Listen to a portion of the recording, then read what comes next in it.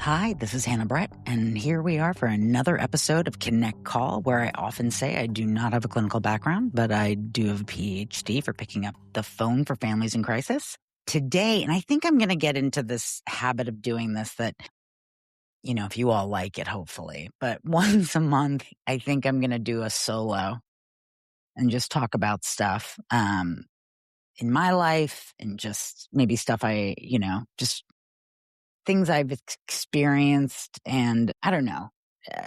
I hate saying this, but if my story can help one person out there, no, it's true though. I often feel that my struggle has been real and raw and at times very dark and bleak. And I kind of come out of that thinking, maybe I needed to struggle this much to help somebody else. And so with that, my last solo, we discussed my depression, and I know it's not really a fun topic, but I would like to expand on it a little bit and do this episode, which I think is really important just because I dealt with it. But so many people in my life that have come into my life over the past 4 years, I see them dealing with their mental health coupled with grief.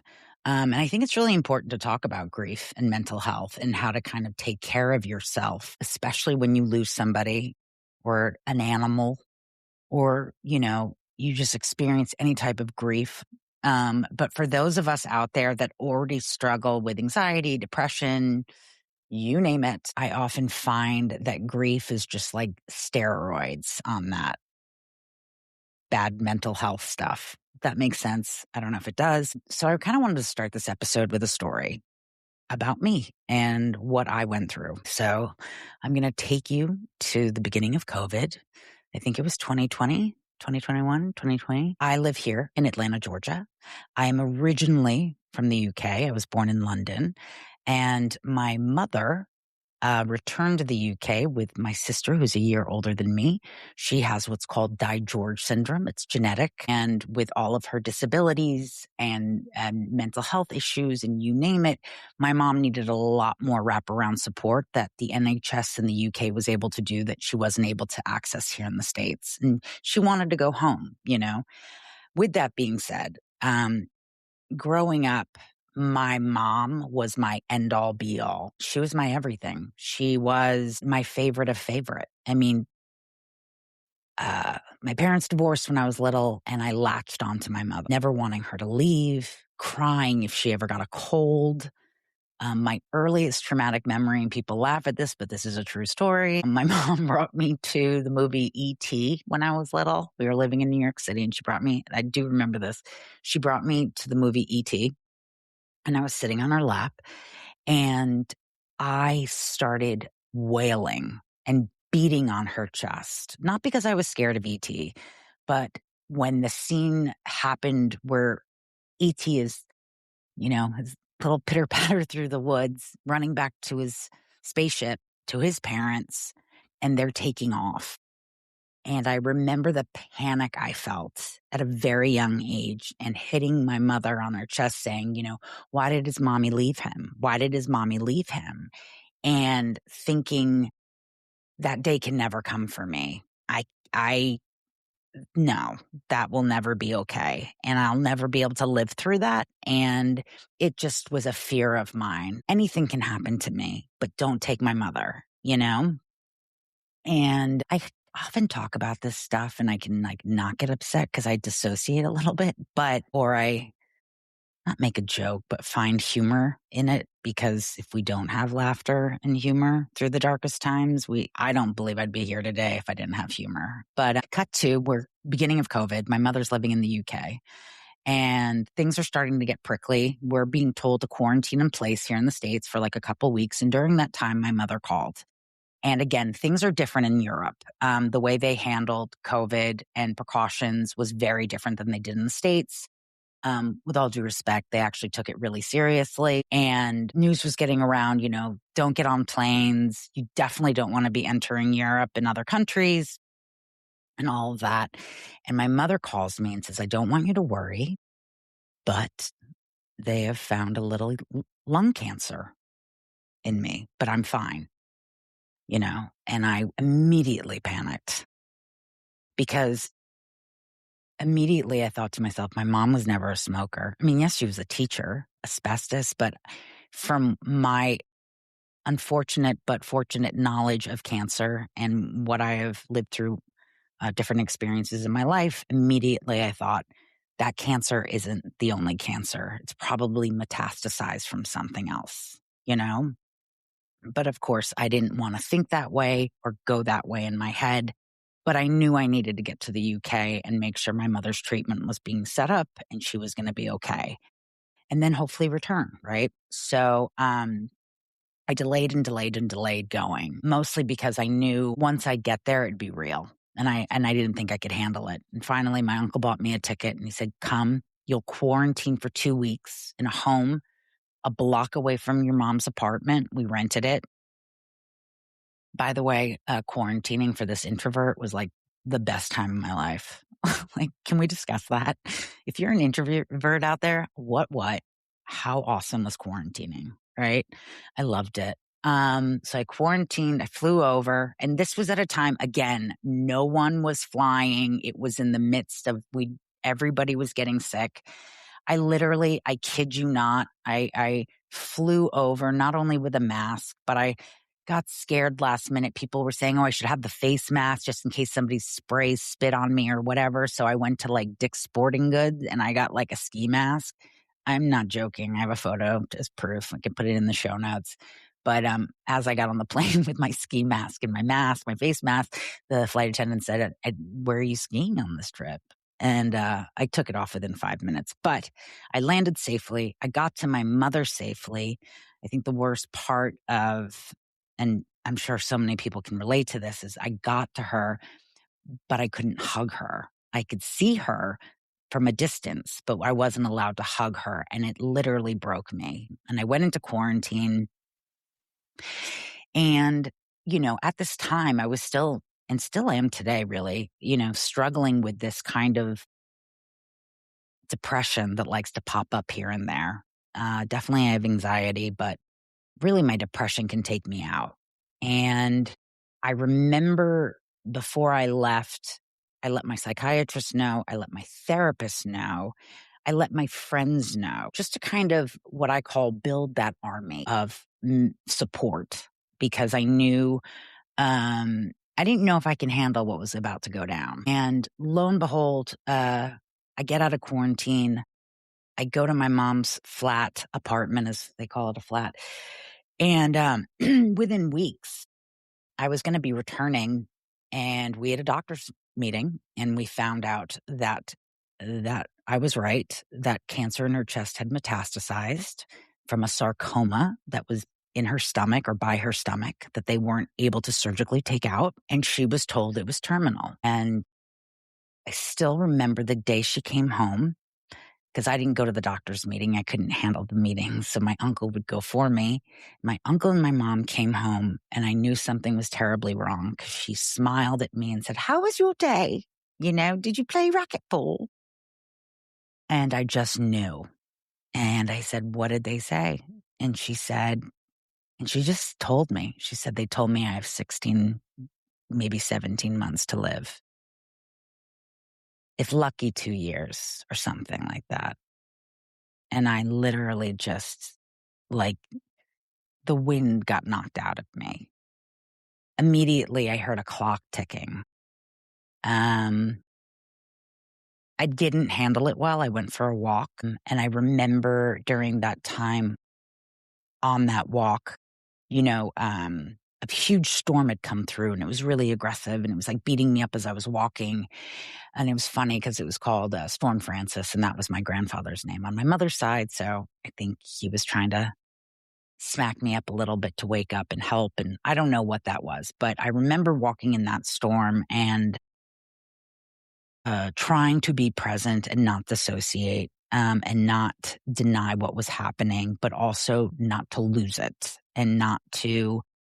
I am very big on when I get bad news, I'll curl into bed and start a crash with my depression, and I knew this wasn't an opportunity to do that, although I desperately wanted to shut off the world. because I could not comprehend, and it's still surreal to today, but I could not comprehend losing my mother. I also couldn't comprehend taking care of my mother and my sister. I don't pride myself on being this amazing caretaker, but I'll say this. I was supposed to be going to the UK for 3 weeks, and it ended up being almost 2 years that I spent in the UK, where I worked from the UK, but also took care of my mother. And as uh, painful as those 2 years were, watching her decline physically and just watching her just fighting to live, and not being able to do anything about it. It was also the most beautiful 2 years. I couldn't have written it better in a book, or you can't see it in a movie. This was an opportunity that, thanks to COVID, I was able to stay present in the UK and work remotely. What scared me right out the jump, for my mental health, was a couple things. One, I didn't have friends in the UK. I was alone in a lot of ways. My mother wasn't able to do a lot of stuff with me, go food shopping, go into town, nothing. So I really did a lot alone. And the other thing that I was like, I'm fucked, pardon my French, is over in the UK, shortly after my mother was told she was terminal, we also got notified by Prime Minister that we were going into what's called a firewall lockdown. So this didn't happen in the States, but it did happen in the UK and other countries, where literally we were put into a lockdown in our apartment, in our house, wherever we were. We were not allowed to leave. And if we did leave, it was only for food, medicine, and exercise. And we had to prove that. And if police saw you out, they could fine you.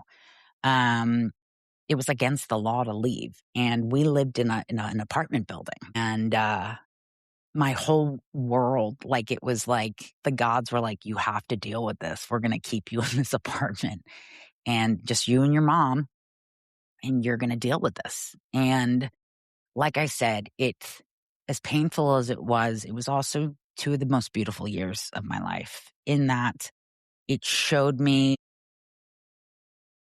how much I could show up for my mother, and I did. I actually loved the version of Hannah that showed up for those 2 years, and I'm so happy I was able to care for her and to laugh with her and to give her all of that, and also in the same time establish this relationship with my sister I never had. I made sure that I was still seeing my therapist. I made sure my medications were still being called in. I set up, with a doctor in the UK. That was a little difficult with some psych meds, but we got that all figured out. I also struggle with PMDD, so I made sure I'd find the right gynecologist who was able to give me hormone replacement therapy and all the things. I checked these boxes because, again, I needed to be okay for my mom. Didn't guarantee I was going to always be okay, but I had to set myself up for success with my mental health. I couldn't let that completely go to the wayside. And the other bit of medicine that you couldn't put in a bottle was just the gift of the kindness of strangers. It was unbelievable. It was nothing like I had ever experienced over here, with all due respect. You know, the Uber drivers over there, everyone's from around the world, literally from all different countries.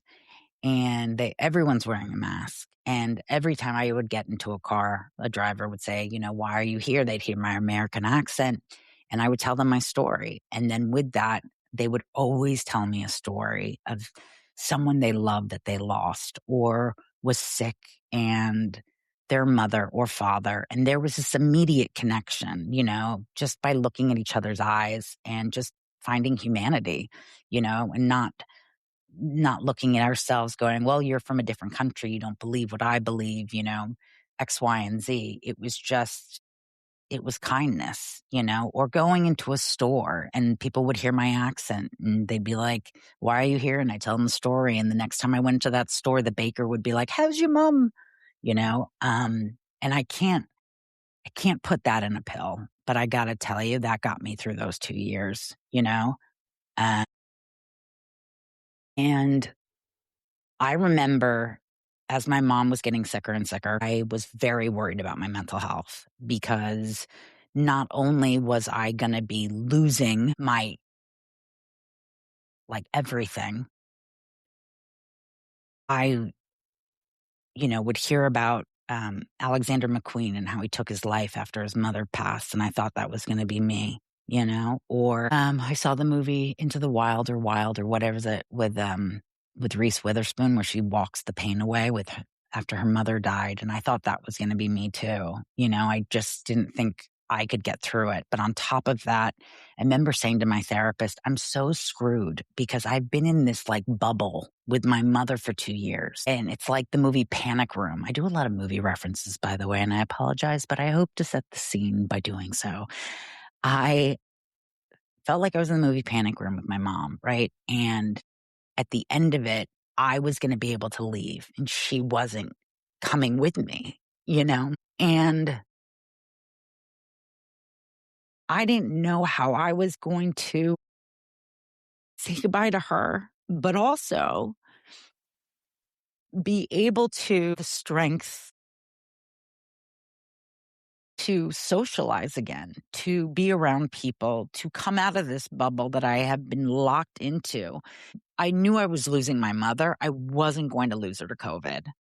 I wasn't going to lose her to going into that hospital and never seeing her again. And so I was the crazy person wiping down the fruit and food when I'd come home from the store, wiping down things in the elevator, having masks on for everything and anything. And I remember thinking I was screwed because when I lose her and having to come out of this bubble, like it is going to do I thought my mental health would implode. I thought I'd be taken out by it.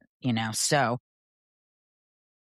prior to her dying and passing, I let my therapist know that we needed a game plan.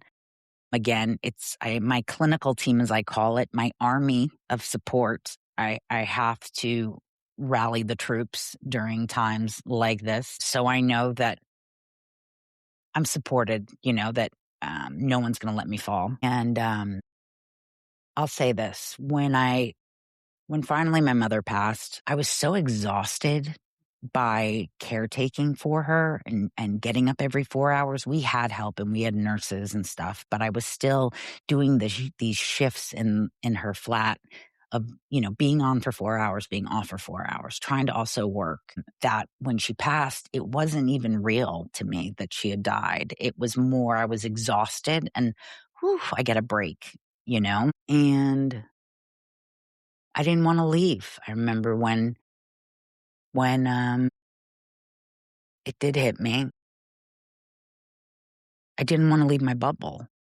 I wanted to stay safe in this like world that I had built. And I knew I had to return home and return home to my family and work and everything. And I'll say this, I've never dissociated so much in my life. And what I learned in the beginning, when the grief would hit, it was like a tsunami. It was like a tsunami. I couldn't catch my breath. I'd be so hysterical.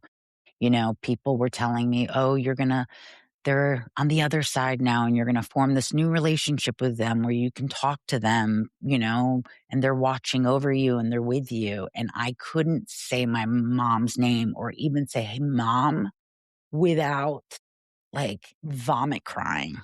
I couldn't do it.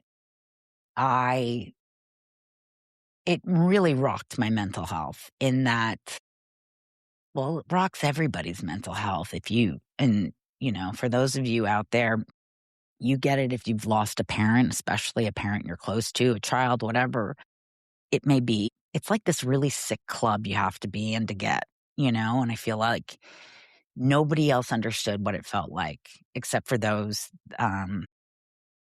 that came before me. And I will say that that's another thing that I did to support my mental health. I strongly advise is if you are in a situation like I was and you unfortunately know that your loved one is going to die, or even if they do pass away suddenly, the people I gravitated to, the people that I chose to speak to, were those who had walked before me and had lost someone just as important to them as my mother was to me. And I would hang on their words, and I would hang on everything they would write on social media. And I would write to them and email them and call them. And it was these women who just kept telling me it's going to be okay. It will always be different, and it will always be different, but you will be okay. And it is different. I often say the Hannah Brett who walked into that situation is not the Hannah Brett who left, and I will never be the same. It's still so surreal, But this I know to be true. If I can't stress enough, and why I wanted to do this episode really about mental health, I think you have to be your best advocate. You have to go after it. You have to want to be okay and be better. You obviously need to give yourself time and grace and kindness to grieve. And I will say the first 2 years of my grief, I was definitely, somebody said it and I loved it, like floating in soup. Like I was present, but I wasn't present. I'd go on trips and I just wasn't home. I was doing everything possible to be okay without completely losing my shit, or wanting to die because my mom wasn't here anymore. Because I couldn't, before she died, imagine a life without her in it. I couldn't imagine a day where I couldn't call her to tell her everything from the weather to I landed, to did you see what's going on with Meghan Markle? I couldn't imagine a day without her. You know, we were very codependent and enmeshed in each other's lives, and I'm okay with that. But that's our relationship, or that was. And so because of that, I knew when I was coming home, I had to really beef up my army. And so I was seeing my therapist more. I was checking in on my meds. I was talking to those women who were great support network for me, who also, really stayed in the solution and also were so positive. I've talked to friends over the years who have lost loved ones and struggle with their mental health. And a lot of times what wasn't which didn't help me and probably definitely doesn't help them, is it was this victim role of why me, and this, just sitting in the thick of it instead of doing everything possible to process what's happening, but also taking care of oneself and knowing, today's a shit day, but tomorrow's going to be a better day, or I really need more support in this area. I'm not doing well. I'm going to ask for help. So I couldn't really hang out and talk to those people who were just like, oh, I'm so upset. I'm so depressed. Why me? Why me? Why me? I guess it's just my life. Oh, well, that I couldn't be around. That wasn't going to help me, and it doesn't help them or anybody else. So again, I think why I'm doing this episode is, over the years, I have come across that. And I think it's important for people to hear out there, whether it's your depression, your anxiety, your OCD, coupled with grief, you have to be an advocate for yourself to get the best help you can for yourself. For instance, not immediately, but I knew a year after I lost my mom, I was really, really struggling with the grief in that. And this is also what I found is when the grief was really bad, my depression was really bad.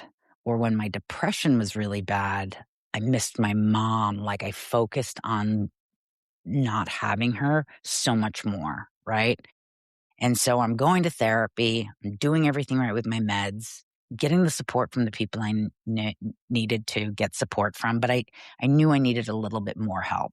And I made the decision to go to on-site. I went to on-site for a 3-day, that was it, intensive, a solo intensive by myself to work with a therapist in my grief.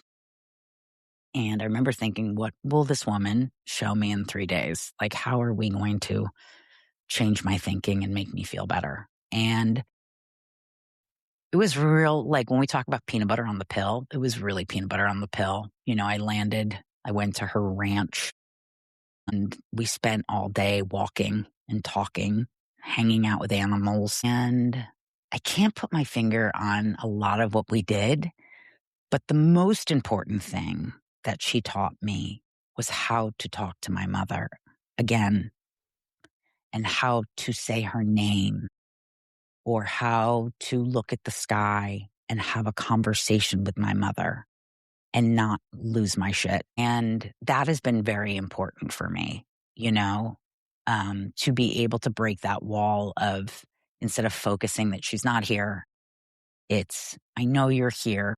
I know you can hear me, and just talk to her, because that was so important because it definitely helped my depression.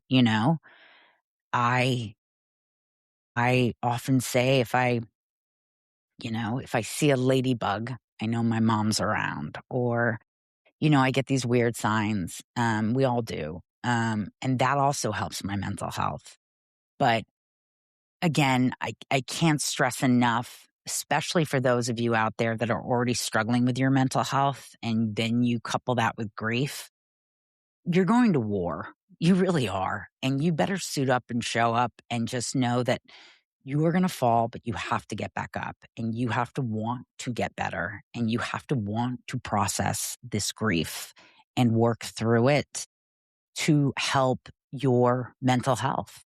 It's not something where,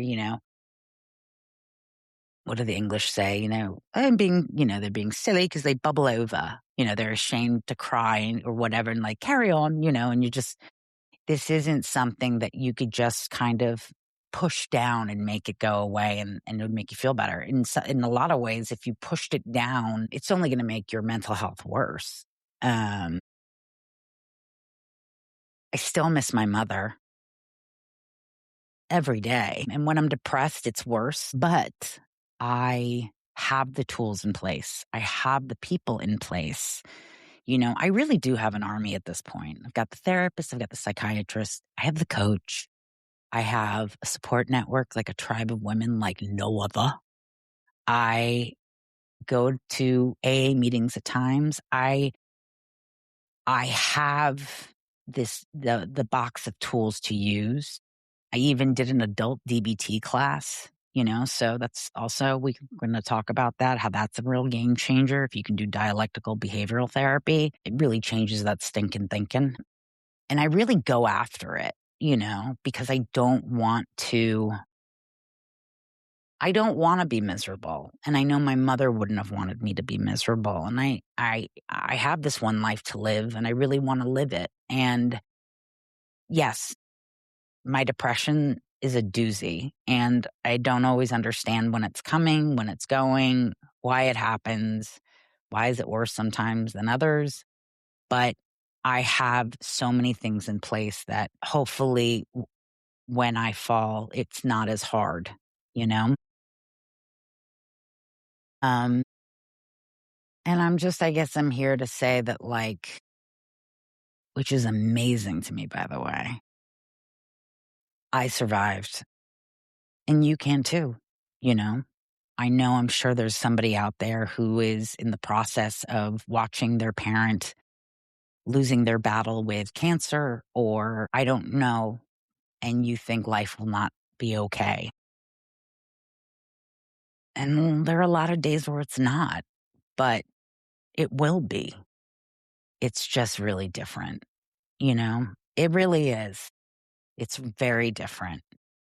But one of the things my mother wanted for me before she died was let my creative freak flag fly in a way, and that I promised her that in all the years of work that I would do, you know, in helping families and resources and connecting them and all that, that I really denied myself who I truly am. And my authentic self is more of the theatrical side or creative side.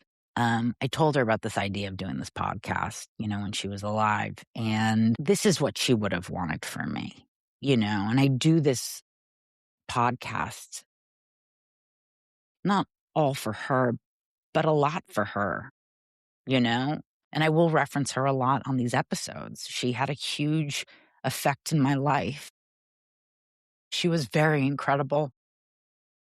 And I'm able to talk about it or cry about it or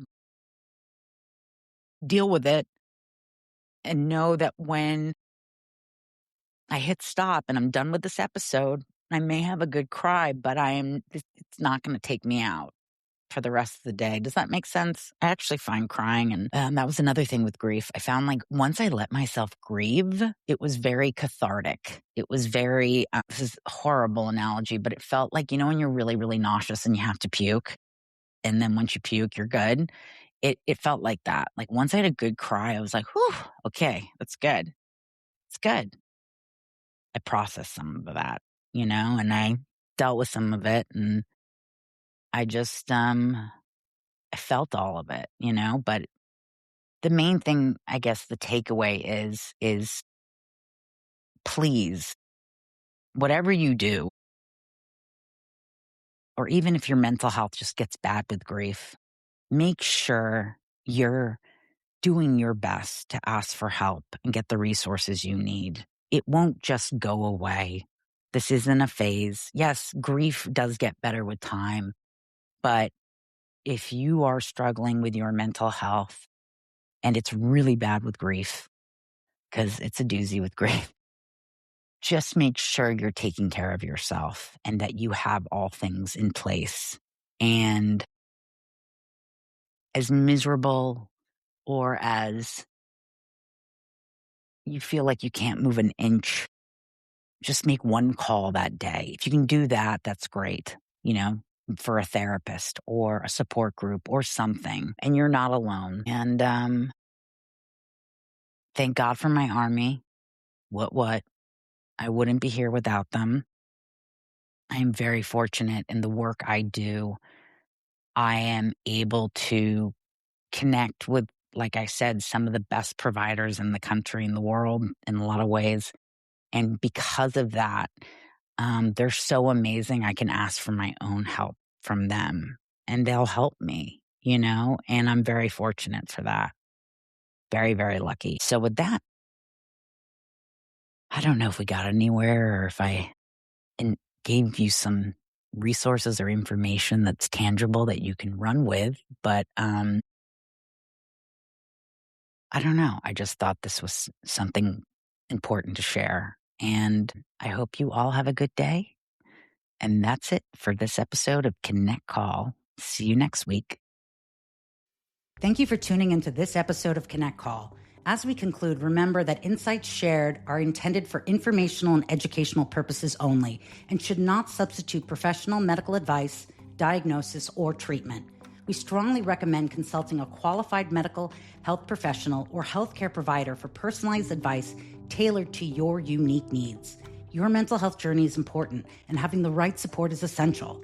If you're experiencing a mental health crisis or require immediate assistance, please reach out to a mental health provider or emergency services in your area. We're grateful to have you as part of our community, and your well-being remains our priority. So follow us on social media to stay connected, and be sure to catch one of our episodes on our YouTube channel. We're here to support you every step of the way.